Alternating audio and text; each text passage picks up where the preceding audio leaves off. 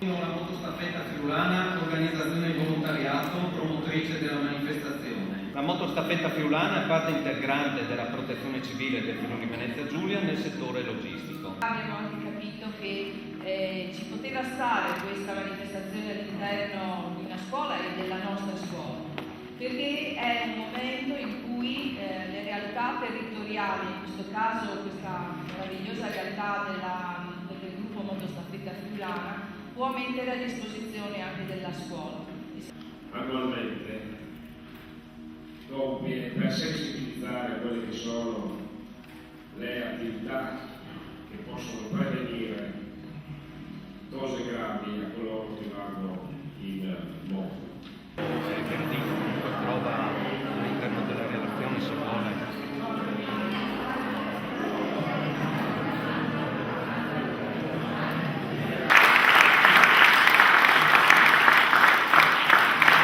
la motostaffetta friulana ha avuto l'onore della concessione per questo 10° meeting delle motostaffette del Friuli Venezia Giulia della medaglia del Presidente della Repubblica Sergio Mattarella. Rispetto alle precedenti edizioni i criteri sono divenuti molto più severi. Per questo motivo la medaglia sarà custodita dal dottor Enzo Cagliero. La motivazione, ecco dottoressa, se la vuole consegnare.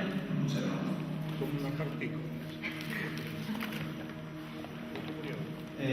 La motivazione, che se puoi darla al dottor Mattiussi, la motivazione che abbiamo inteso dedicare è per aver reso più rosa la regione Friuli Venezia Giulia. E ora partiamo pure un attimo con l'inno. Dobbiamo alzarci.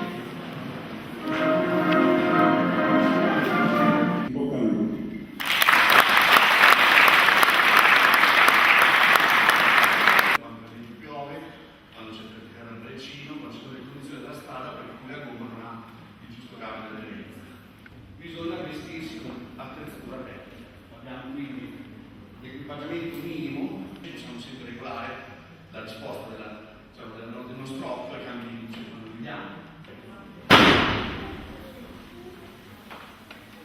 Ecco che allora ne possiamo anche e da lì che ci vengono tutti i risultati che ci aiutano a migliorare i nostri caschi rispetto della sicurezza. Il casco oggi è fatto sostanzialmente in una metodologia simile. Questo va in tensione e muove. E questo... Grazie a voi che mi avete sopportato. Se non ci sono domande, vi ringrazio e